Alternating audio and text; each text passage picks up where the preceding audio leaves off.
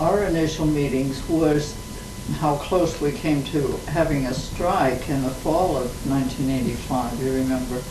And there were some of us then at the board meeting that said, you know, there has to be a better way to do this. And so then John Wagenknecht, who was the president of the board, appointed a committee of 3 of us from the board to start meeting with Teachers Association. And there was you, Lynn, and Craig Templeton, and myself that were appointed to the subcommittee. Actually, the first meeting we had in the living room was basically ventilation, anger. Yeah. Yes. In fact, that's what I do remember that. See, that's what I remember.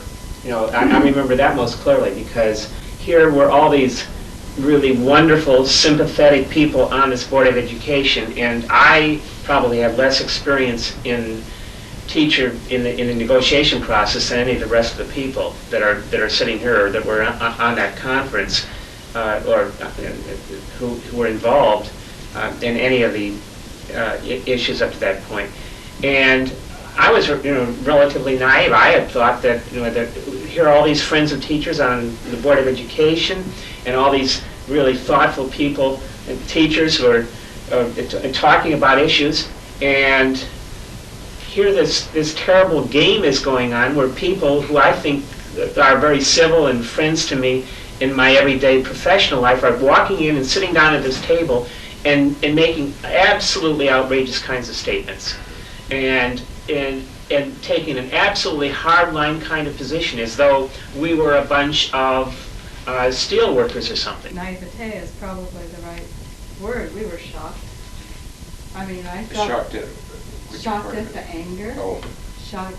I have to say that I don't think I had a clue about what was going on until we hit the point in the negotiations, and I don't even remember what the exact issue was, but I can remember, John, you and I were saying, well, why don't we just offer this, which is not only, I thought, eminently reasonable, but actually preferable, a series of options. And the union turned it down flat. But I think that's a symptom of one of the things that we were so angry about. It was, I think, our perception that the board was continually being told that what you heard from the teachers is a kind of a rhetoric that they need to use, that they don't really mean all these things. They need to say them as part of their role, and that the issues they have are relatively easily handled and so on. We felt that kind of helpless frustration in terms of the board to think that you really understood what our positions were to begin with. I think, and that relates to Mary Ellen's point, that we needed to have that venting or therapy or whatever it was to get beneath those issues, I think, and discover that it wasn't the substance of what we were disagreeing on. It was much more an issue of respect, trust. Especially trust, I think. And we didn't know that. I mean, I probably said that to you 100 times, but we didn't know that. I don't think we understood totally at the beginning how central trust was to it. But what Dan said, I think, is a big part of it. We felt that total lack of respect. We felt often treated like children who needed to be told how to behave and tolerated. But not certainly like people who really knew what they were doing about education. The experts were somewhere else. We were the people carrying out whatever it was. But that showed, I think, in almost any position that was taken. In fact, I'm getting so mad about it again.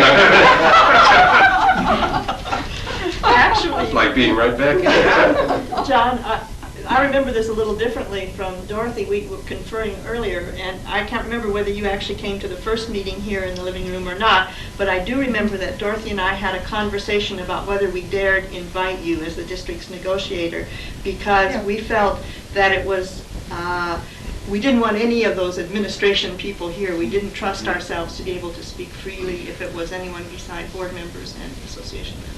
Well, I can remember, if we're recalling the history of it, my take on it, and it's probably like all those other things we've already talked about, that we each have our own unique impression of it, and we have to sift them together to figure out where, if there is such a thing as truth, where it lies. Our executive director was, I don't know, how shall I say this? He certainly was not enthusiastic about our taking these initiatives. And while CTA provided the technical support that we asked for, we really got no encouragement for what we were entering into. And it took a long time before they even felt that it was acceptable. Am I describing that correctly? Oh, yeah. I've always personally believed that the process would have never really gotten off the ground had it not been for Harry's skills and John's skills and pulling, and problem solving and bringing people along in the process. That's very. In different times, through in the district's history, it's tough to find people who are willing to take a really thorny situation and say, by gosh, we can change it, we can shift the paradigm or change the worldview or change the way we consider our predicament. And you've just mentioned a lot of them, and I think that we had more than our fair share, and I hope that that's a tradition that's continued itself, because it was, I think, critical to getting it going. Well, it just seems to me that with public education right now, facing so many differing kinds of attacks, that it just seems inconceivable that a district teacher and administration can't work together in some kind of way like this, because I don't see how public education can survive in the next 10 years if the old model that we see all around us continues. I think that everybody within the district itself and the public outside are just not going to accept that kind of confrontational, grab what we can and ward off the other party kind of thing. I think that really the stake of public education as we know it depends upon something of this sort.